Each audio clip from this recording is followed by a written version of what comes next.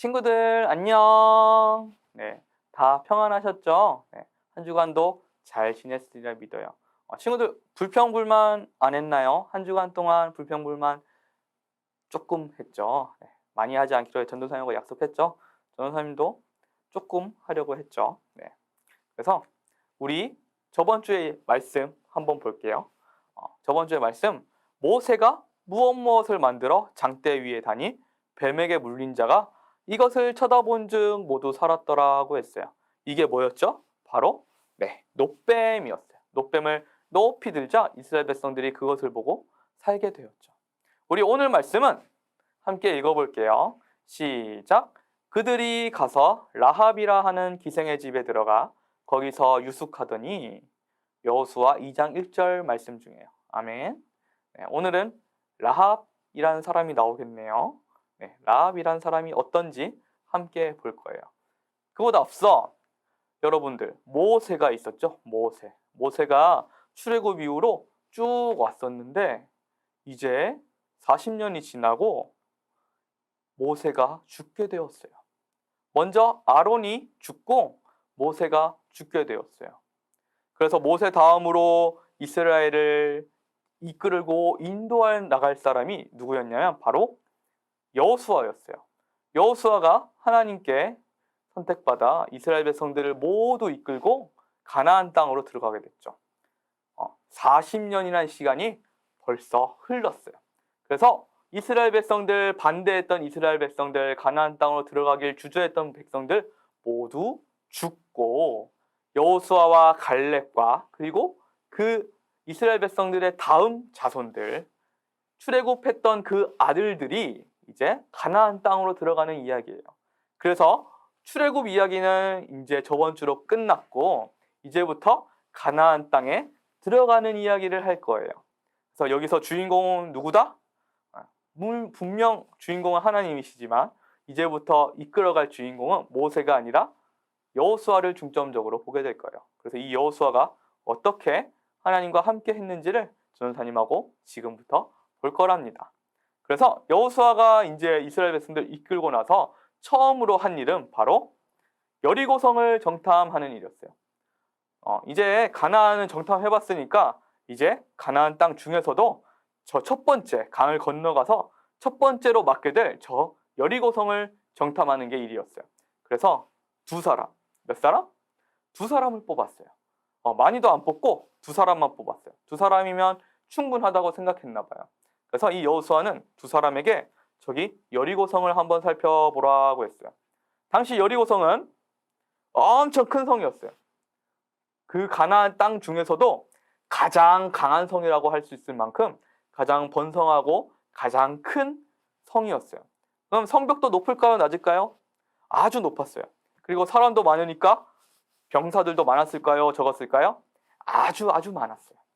그래서 병사들도 많고 성벽도 높고 무기는 어떨까요? 무기 빵빵하게 많았죠.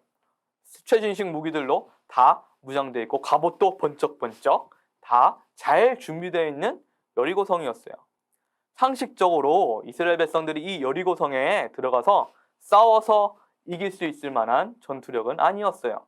그래서 일단 여호수아는 이 두 사람을 정탐을 보내게 되었죠. 그래서 이 넓은 성을 보기 위해서 정탐꾼이 갔는데 거기서 한 기생 라합이란 사람의 집에 들어가게 됐어요. 어찌어찌 성까지는 들어갔는데 거기서 성에서 뭐 길거리에 자고 할 수가 없으니까 성벽 위에 사는 기생 라합의 집에 들어가서 머물게 되었어요. 두 사람이 갑자기 들어가니까 어때요? 놀랬겠죠. 그래서 기생 라합이 처음엔 놀랬겠지만 이스라엘 백성들이라고 하니까 환대해 주었어요. 그리고 먹을 것도 주고 마실 것도 주고 재워주기까지 했죠. 기생 라합은 힘들었겠지만 그래도 이스라엘 백성들 이 두 사람을 잘 돌봐주고 잘 먹이고 보살펴 주었답니다. 근데 그걸 본 여리고 사람이 왕에게 가서 말했어요. 지금 왕이시여, 오늘 밤에 이스라엘 놈들이 여리고성을 염탐하기 시작했답니다. 몰래 들어온 걸 제 눈으로 봤답니다. 이 염탐꾼들을 당장 잡아야 합니다. 라고 했어요. 여리고 왕이 놀랐어요. 뭐라고? 정탐꾼이 왔다고? 한번 찾아보자. 그래서 병사들을 라합의 집에 보냈죠. 다 알고 왔으니까 어서 그 사람들을 내보내라. 라합이 뭐라고 했을까요? 여기 있어요 라고 했을까요? 아니에요. 이스라엘 백성들을 오히려 살려주었어요. 아까 우리 집에 왔던 그 사람들이 염탐꾼이라고요? 연기를 했죠. 놀라면서 연기를 하면서 저기로 갔어요. 아까 저기로 가더라고요. 저쪽으로 가보세요. 저쪽으로 가시면 아마 잡을 수 있지 않을까요? 라고 말했어요. 염탐꾼이 저기 갔을까요? 집에 있을까요? 집에 있죠. 집에 있는데도 저기로 가보라고 했어요. 그래서 엉뚱한 곳을 찾게 만들고 정탐꾼을 찾기 위해서 갖은 노력을 하기 위해서 병사들이 막 풀려졌어요. 그렇게 해서 병사들이 갔지만 잡았어요? 못 잡았어요? 염탐꾼을 못 잡았죠. 왜냐하면 거기 없고 어디 있어요? 라합의 집에 있으니까 못 찾았죠. 그래서 병사들은 모두 기진맥진해서 더 이상 이스라엘 염탐꾼을 쫓지 못할 정도가 되었어요. 하지만 성 안의 사람들이 더 이상 정탐꾼이 못 오도록 성문을 굳게 닫아버렸답니다. 이제 이스라엘 백성들이 여기로 못 오게 우리 성문을 굳게 닫읍시다 라고 했어요. 자, 여러분, 아까 여리고성이 엄청 크다고 했죠. 그리고 엄청 강하다고 했죠. 그리고 병사들이 아주 강하다고 했죠. 근데도 이 염탐꾼이 두려웠어요. 여리고 사람들은 이스라엘에서 오는 염탐꾼들을 두려워했답니다. 왜 그랬을까요? 우리가 보기엔 이스라엘 백성들이 하나님한테 말 안 듣고 이렇게 맨날 하나님한테 불평불만하면서 그래서 약해 보이지만 이 여리고 사람들이 보기에 이스라엘 백성들은 이스라엘 백성만 보는 게 아니라 바로 하나님을 보았어요. 그래서 출애굽할 때 그 바다를 가르신 하나님, 그리고 이스라엘 백성이 40년 동안 광야 생활하면서 그들을 지켜주고 먹여주고 구름 기둥과 불 기둥으로 지켜주신 하나님을 보았어요. 그 무섭고 전지전능하신 하나님이 이곳 여리고성에 온다니까 여리고 사람들은 지금 무서워하고 있어요. 만약 무서워하지 않는다면 성문을 닫지 않아도 되죠. 야, 언제든지 들어와봐. 들어와 그랬겠죠. 우린 자신 있어. 싸워서 이길 수 있어 라고 했겠죠. 하지만 여리고 사는 사람들은 두려워해서 이 문을 닫았답니다. 그래서 정탐꾼들이 이제 잠자리에 들 준비를 하기도 하고 이렇게 자려고 할 때 라합이 왔어요. 이 라합 덕분에 살았는데 정탐꾼들이 잠을 자려고 했나 봐요. 근데 라합이 조심히 올라와서 뭐라고 했냐면 라합이 고백을 해요. 하나님께서 당신들을 보내셨음을 내가 알아요. 그래서 여호와께서 이곳 여리고를 이미 이스라엘 백성들에게 주신 걸 내가 알아요. 자기가 살고 있지만 여리고 사람들의 것이 아니라고 하죠. 이스라엘 백성들의 것으로 이미 넘겨갔다는 걸 라합이 말을 해요. 여러분들이 지금 염탐하러 왔지만 벌써 이 싸움은 누가 이겼다? 바로 하나님, 여호와가 이겼다고 아는 거예요. 그래서 라합이 뭐라고 하냐면 모든 사람들이 여호와를 두려워하고 무서워하고 있어요. 그래서 우리가 무서워하는 하나님께서 당신들을 돕고 있기 때문에 당신들을 무서워한답니다 라고 말했어요. 이스라엘 백성들이 비록 보잘것없고 무기도 없지만 이스라엘 백성들을 도우시는 하나님을 보며 무서워하고 두려워한다고 했어요. 그래서 하나님께서 바로 하늘과 땅의 하나님임을 알고 두려워서 용기를 잃었다고 했어요. 그래서 라합도 하나님 앞에서 너무 두려워서 내가 당신들을 도와주는 겁니다 라고 말을 했어요. 대신 한 가지 조건이 있어요. 뭐냐면 제가 여러분들을 먹이고 재워주고 보살피고 이렇게 살려줬던 것처럼 저도 살려주세요. 여러분들이 여리고성에 들어올 때 라합을 기억해 주시고 나와 내 가족들을 살려주세요. 그 증거를 보여주세요 라고 했어요. 그러자 정탐꾼이 말했죠. 그럼 우리가 당신과 당신 가족들이 우리가 들어왔을 때 알아차릴 수 있도록 빨간색 줄을 내걸세요 라고 했어요. 그래서 붉은 줄을 메어서 당신의 모든 가족들을 당신의 집안에 두어서 우리로 하여금 당신의 집임을 알게 하세요 라고 했어요. 그래서 라합은 창문을 통해 내려가게 했어요. 그래서 창문을 통해서 성벽 아래로 내려가도록 했죠. 그래서 정탐꾼은 임무를 마치고 라합의 집에서 나오게 되었어요. 그래서 라합은 정탐꾼이 나오자마자 창문에 붉은 줄을 메어 놓았어요. 왜냐하면 이 붉은 줄을 보고 이스라엘 백성들이 나중에 들어왔을 때 라합임을 알고 살려주기 위해서였어요. 그래서 라합은 이렇게 붉은 줄을 메어 놓았죠.